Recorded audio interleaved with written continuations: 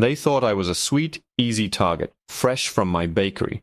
They quickly learned that a baker's wife, when pushed, can unleash a fury sweeter than any pastry, especially when her husband is a sleeping lion. The scent of sugar and yeast still clung to my clothes, a sweet ghost from a long day of kneading dough and decorating cakes. It was my favorite part of owning the bakery, that lingering perfume of a hard day's work. But tonight it felt different. It felt like a vulnerability, a sweet trail for wolves to follow. The thought was so absurd I almost laughed it off as I locked the front door of Imani's Sweet Delights. It was just late, just dark, and the streetlights on this side of town had a nasty habit of flickering like dying fireflies. My husband Mark always told me I had a sixth sense for trouble. He called it my spidey sense, a silly nickname that always made me smile. He said it was sharper than most people's, that I noticed the little things that were out of place. He should know. Noticing things was his job for a long, long time. Tonight my senses were screaming. It started with the car. A beat-up, dark green sedan, the kind you see in old crime movies, was parked across the street. It wasn't there when I'd started my closing routine 30 minutes ago. I noticed because Mrs. Gable usually parks her Prius there, and she's meticulous. I clutched my keys, the little metal teeth digging into my palm, and walked toward my own sensible, slightly flour-dusted SUV. I told myself I was being paranoid. This was our town. A little rough around the edges, maybe, but it was home. Still, I couldn't shake the feeling of being watched. The windows of the sedan were tinted, reflecting the stuttering streetlights back at me. Two soulless, amber eyes. I got into my car, locked the doors with a loud thud, and started the engine. My heart was thumping a nervous rhythm against my ribs. I pulled out onto the street, checking my rearview mirror out of habit. The sedan's headlights flickered on. My stomach dropped. Coincidence, I told myself. It's a public street. They have every right to leave when I do. I made a right turn, heading for the main road. The sedan turned right behind me. Okay, still could be a coincidence. I took the next left, a slightly longer route home, but one that would prove my paranoia wrong. The sedan followed. The breath caught in my throat. This was not a coincidence. There were 4 of them. I could see their silhouettes now. All men. My mind raced. Robbery? Carjacking? My purse was on the passenger seat, holding nothing more than $20 and a half-eaten granola bar. My car was a 5-year-old family model, not exactly a high-value target. A cold dread, colder than the autumn air, seeped into my bones. They weren't after my things. I sped up a little, my hands slick on the steering wheel. They matched my speed instantly, staying a car's length behind me, patient. It was a game to them. They were hurting me. I knew I couldn't go home. I wouldn't lead them to Mark, to our sanctuary. I fumbled for my phone, my thumb shaking as I hit Mark's contact. It rang once, twice. "Hey, sweet thing. On your way?" His voice was warm, calm, the sound of safety. It almost made me cry with relief. "Mark," I whispered, my voice cracking. "Mark, I'm being followed." The line went silent for a fraction of a second. But in that silence, I felt the shift. It was a change I had only witnessed a few times in our 10 years together. The warm, gentle man who hummed off-key while doing the dishes was gone. In his place was someone else, someone colder, sharper, the man he used to be. "Imani, talk to me. Where are you?" His voice was level, stripped of all emotion except a terrifying focus. "I just left the bakery. I'm on Elm Street heading toward the overpass. It's a dark green sedan. 4 men inside. They've been on me for 5 blocks. Good girl. Do not go home. I repeat, do not lead them home. Keep driving. What is your next turn?" I can take a ride onto Miller Avenue. It's more residential." "No. Stay on the main roads. More lights. More potential witnesses. Keep me on the phone." "Can you see them clearly?" I risked a glance in the mirror. They were closer now. The passenger window was down, and an arm was resting on the frame, a spiderweb tattoo crawling up the forearm. The man in the passenger seat was grinning, a sick, predatory smile. He saw me looking. He waved. That's when I understood. It wasn't random. They chose me. A woman alone, late at night. A black woman. A plus-sized woman. To them, I ticked every box for easy victim. They thought I was weak, helpless. Their twisted laughter seemed to echo in my car even though I couldn't hear it. They thought this would be a fun night. "They're laughing, Mark," I choked out, tears finally blurring my vision. "Ignore them, Imani. They don't matter. You matter. Just listen to my voice. In 2 miles, there's a 24-hour gas station on the corner of Oak and 5th. It's well lit. Pull in there. Don't get out of the car. Just pull up to the brightest pump." Okay, I can do that. A flicker of hope, a plan. But they weren't going to let me get there. As if they'd read my mind, the sedan suddenly roared to life, its engine growling. It swung out into the oncoming lane, speeding up to pull alongside me. I screamed as the driver swerved violently toward me. I jerked the wheel, my SUV bumping over the curb with a sickening crunch. "Imani, what happened?" Mark's voice was sharp steel in my ear. "They tried to run me off the road. They're right next to me." The face of the man in the passenger seat was now level with mine. He was young, with dead eyes, and that same horrifying grin. He made a gun shape with his hand and pointed it at me. Then their car slammed into mine. The world was a screech of tearing metal and shattering glass. My head snapped back against the headrest, my phone flying from my hand and skittering under the passenger seat. The impact sent my SUV into a spin, finally coming to a stop with a bone-jarring crash against a telephone pole. The airbags exploded, filling the car with a chalky, acrid smoke. Dazed, my ears ringing, I could only watch as the green sedan screeched to a halt, blocking me in. The doors flew open. 4 shadows emerged, growing larger as they approached my shattered window. They weren't laughing anymore. Their faces were twisted with a kind of gleeful rage. One of them, the driver, had a crowbar in his hand. Through the ringing in my ears, I could just make out Mark's voice, tinny and distant from the floor of the car. Imani, talk to me. I'm 5 minutes out. Just hold on." The man with the spiderweb tattoo reached my door. He peered through the broken glass, his foul breath fogging the air.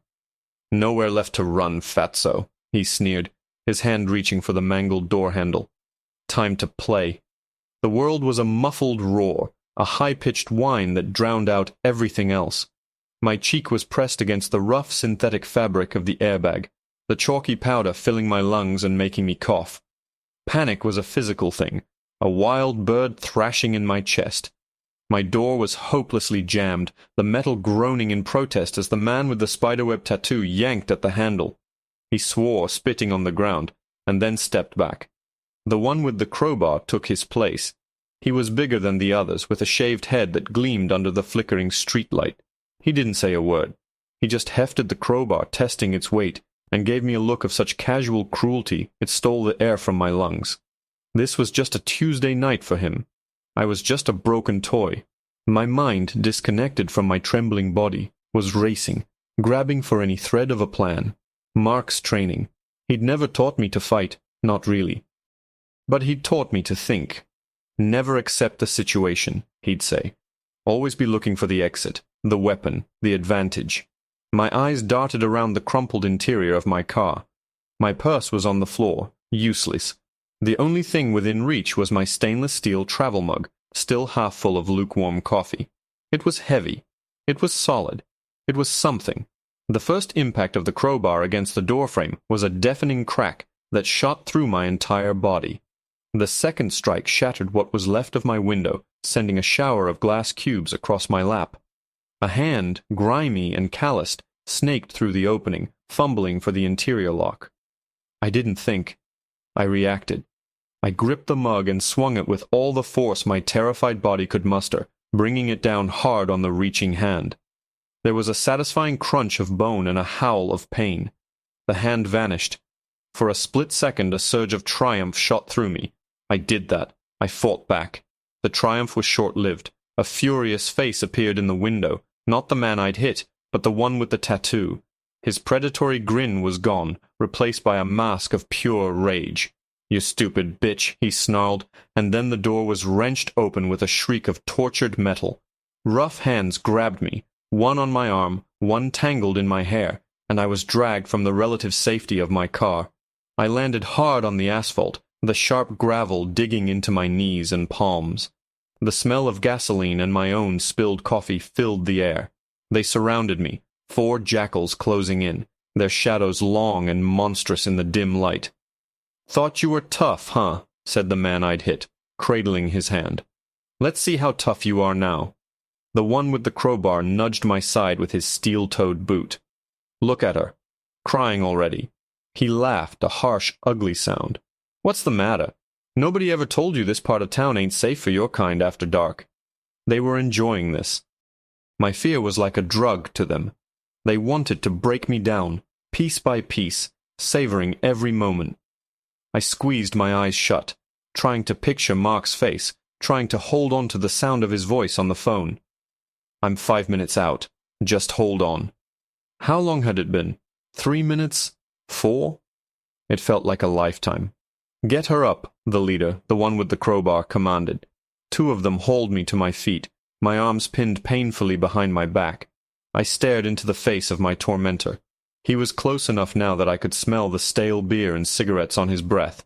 He tapped my cheek with the cold, heavy end of the crowbar.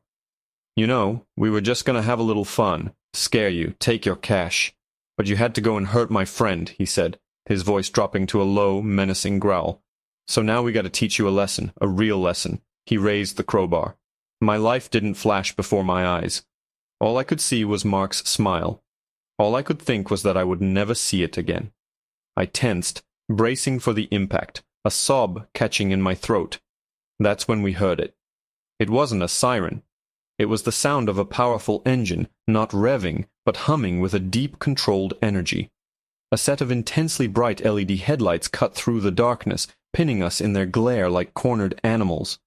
A heavy-duty black truck, the one Mark had lovingly restored himself, had pulled up, silent as a shark, completely blocking the street.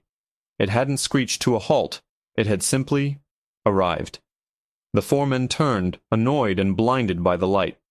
"What the hell? Get out of here!" the tattooed one yelled, shielding his eyes. The truck's engine cut out, plunging us into a sudden, profound silence, broken only by the buzz of a dying street light. The driver's side door opened. A figure emerged, silhouetted against the blinding headlights. He wasn't large or overtly muscular in the way these thugs were. He was just a man in jeans and a dark gray hoodie. But the way he moved, it was utterly noiseless. There was an economy to his motion, a terrifying grace, as he walked calmly toward us. The leader with the crowbar took a step forward, puffing out his chest. "You picked the wrong night to play hero, old man," he sneered. "Turn around and drive away, and we'll let you keep your teeth." The figure didn't stop. He didn't speak. He just kept walking, his face obscured by the shadow of his hood. As he drew closer, the light caught his eyes. There was no fear in them, no anger. There was nothing. It was the calm, flat emptiness of a frozen lake. It was the most terrifying thing I had ever seen. "I said get lost," the leader shouted, and he took a swing with the crowbar, a wide, sloppy arc meant to intimidate. The man in the hoodie moved. It wasn't a dodge or a block. It was something else. He flowed inside the arc of the swing, a blur of motion. There was a sharp, wet snap, like a thick branch breaking, followed by a choked gasp. The crowbar clattered to the pavement. The leader was on his knees, his arm bent at an angle it was never meant to bend, his face a mask of white-hot agony and disbelief. The other 3 just stared, their jaws hanging open. The man who had been holding my right arm let go, his bravado evaporating like mist. In that moment, as my husband finally stepped fully into the light, his hood falling back to reveal the calm, focused face I loved, I saw the exact second these 4 predators realized they had not cornered a sheep. They had stumbled into the den of a sleeping lion. Silence descended, thick and heavy. The only sound was the whimpering of the leader on the ground, cradling his shattered arm. The other 3 were statues, paralyzed by a kind of primal fear they'd likely never experienced before. They were bullies, used to preying on the weak, used to fear being a one-way street. Now it was flooding back at them, a tidal wave of their own making, and they were drowning in it. Mark didn't even look at the man he'd just broken. His eyes, those calm, frozen lake eyes scanned the remaining three. He wasn't looking at them as people. He was assessing them. I'd seen that look once before, years ago, when a stray dog with foaming jaws had cornered a child in the park. It was a look of pure, detached analysis. Threat 1, threat 2, threat 3. Calculating vectors, weaknesses, probabilities. The part of him he kept locked away was now in complete control. The man still holding my left arm, the one with the spiderweb tattoo, was the first to break. His face, which had been a mask of arrogant cruelty moments before, was now slick with sweat. His eyes darted from Mark to his broken leader on the ground, then back to Mark. The predator's instinct was screaming at him, but it was at war with his gangbanger pride. He made the wrong choice. He shoved me forward, trying to use me as a shield, a distraction. "You stay back, man. I ain't playing," he shouted, his voice cracking. Mark didn't react to the shout. He reacted to the movement. The instant the man's hand touched me, Mark was in motion. He closed the distance between them, a good 10 feet, in what felt like a single, fluid step. He didn't go for the man. He went for the arm that was holding me. His left hand shot out, grabbing the man's wrist. His right hand came up under the elbow. It wasn't a punch or a strike. It was a precise biomechanical manipulation. There was another sickening pop, louder this time, as the elbow joint dislocated. The man shrieked, a high, thin sound of pure agony, and his grip on me vanished. Mark used the man's own momentum, spinning him around and sending him crashing into the side of my battered SUV, where he slid to the ground, clutching his now useless arm. 2 down. The remaining 2 looked at each other, their eyes wide with terror. Their entire worldview, their whole understanding of violence and power, had been dismantled in less than 30 seconds. They were out of their league. This wasn't a street fight. It was a dissection. One of them, the youngest of the group, turned and ran. He just bolted, scrambling back toward their car, with no thought for his friends. The last one, the man I'd hit with my coffee mug, hesitated for a split second. He fumbled inside his jacket, and my heart seized as his hand came out with something that glinted in the streetlight. A knife. "Mark, knife!" I screamed, the word tearing from my throat. Mark didn't even turn his head. He was already moving toward the man with the knife, his steps deliberate and unhurried. The man held the knife out in front of him, his hand trembling so badly the blade seemed to dance in the air. "Stay away from me," he stammered. "I'll cut you, I swear to God." Mark stopped a few feet away. He raised his hands slowly, palms open, in a universal gesture of peace that was utterly at odds with the violence he had just unleashed. "You don't want to do this," he said. His voice was quiet, almost conversational, but it cut through the night with absolute authority. "Put the knife on the ground. Walk away. This can be over." He was giving him a chance. An exit. Even now, after everything they'd done, after what they were about to do to me, Mark was giving him an out. It was the man I knew and loved, a glimmer of him shining through the seal. The man with the knife looked at his 2 friends writhing on the ground. He looked at the one who had fled. The fear in his eyes curdled into a desperate, cornered animal rage. He lunged. It was slow. To me, it probably looked fast, but to Mark, it must have been like watching a glacier move. He sidestepped the wild, telegraphed stab with ease. As the man's arm went past him, Mark's hand clamped down on his wrist, twisting it inward. The man's own momentum did the rest. He cried out as the knife was forced from his grasp, his wrist bending at an unnatural angle. Mark didn't stop there. He continued the motion, spinning the man around, controlling his body completely, and slammed him face first against the hood of the green sedan. The sound was a dull, metallic thud. Mark held him there, one hand pressing the man's face into the metal, the other twisting his arm up behind his back. 3 down. The 4th man, the one who had run, had managed to get the driver's side door of their car open. He was fumbling with the keys, trying to start the engine. The engine coughed, sputtered, and died. He tried again. Panic made his fingers clumsy. Mark looked over at him, his face unreadable. Then he looked at me. "Imani," he said, and his voice was his own again, filled with a deep, aching concern. "Are you okay? Are you hurt?" I stumbled toward him, my legs shaking. "I'm okay," I whispered, though I was anything but. I was bruised and terrified, but I was alive. I was safe. The sedan's engine roared to life. The man behind the wheel didn't hesitate. He slammed the car into reverse, the tires squealing on the pavement. He wasn't trying to escape down the road. He was aiming for us. He was aiming for Mark. Mark saw it. He shoved me hard, sending me staggering out of the car's path. "Get down!" he yelled. He turned to face the oncoming vehicle, a 2-ton battering ram of steel and glass, its headlights glaring like the eyes of a charging bull.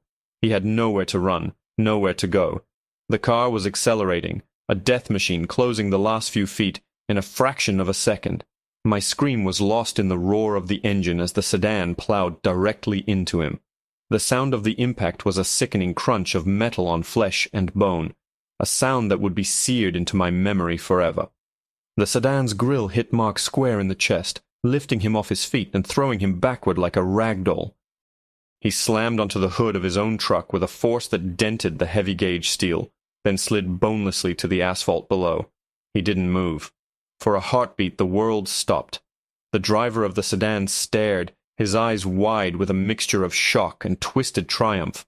He had done it. He had killed the monster. He jammed the car into drive, tires squealing as he prepared to flee the carnage. But something inside me, something primal and fierce, snapped. The fear, the pain, the shock. It all burned away, replaced by a white-hot crystalline rage. They had hurt him. They had tried to take him from me. I scrambled to my feet, my eyes locking on the crowbar still lying on the pavement where the leader had dropped it. My hand closed around the cool, heavy steel. I was not a victim. I was not helpless. I was the wife of a Navy SEAL, and you do not mess with a SEAL's family. As the sedan began to pull away, I ran. I wasn't fast, I wasn't graceful, but I was fueled by an adrenaline I'd never known. I swung the crowbar with every ounce of strength I possessed, aiming for the driver's side window. The tempered glass exploded inward, showering the driver with glittering shards. He screamed, swerving wildly, his hands flying up to protect his face. The car, uncontrolled, lurched to the right and slammed head-on into the same telephone pole I had hit earlier. The engine died with a final, wheezing gasp.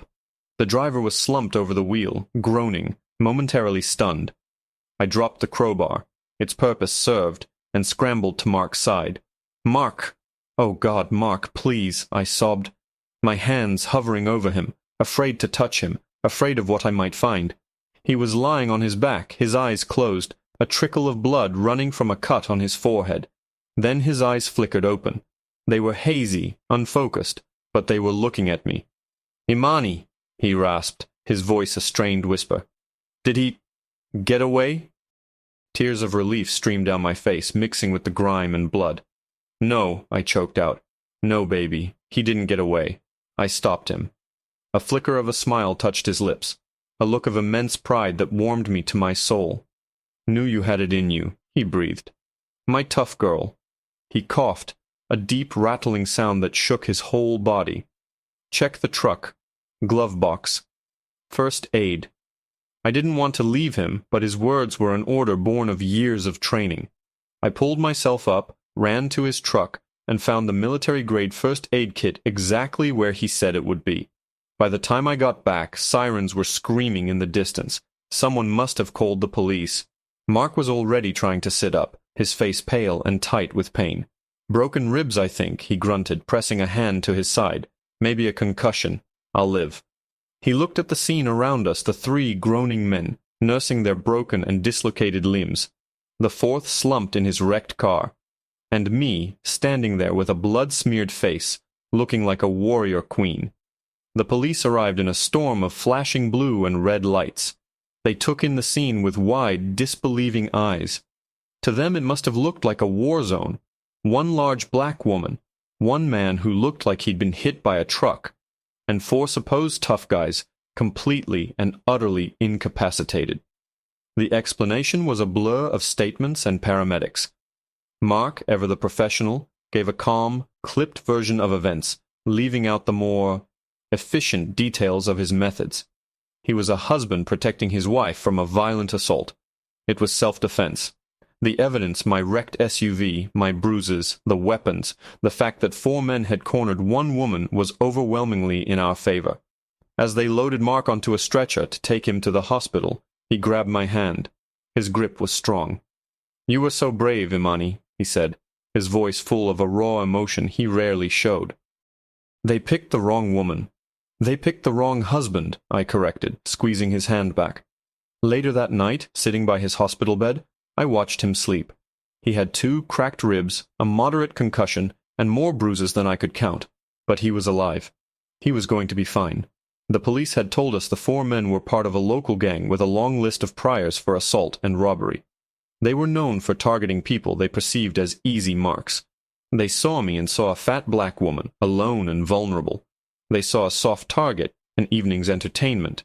What they failed to see was the iron strength forged in the fires of 1,000 12-hour shifts at my bakery. They failed to see the courage of a woman who had built a life and a business from scratch. And they certainly never imagined that the quiet, gentle man who hummed off-key and left his socks on the floor was a man who had walked through the darkest places on earth and come out the other side. They didn't know that his love for me was more dangerous than any weapon they could ever possess. I leaned over and gently kissed his forehead.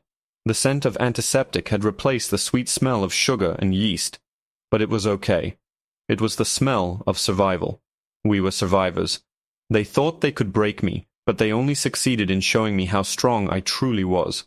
And in doing so, they woke up the one person on earth they never ever should have messed with.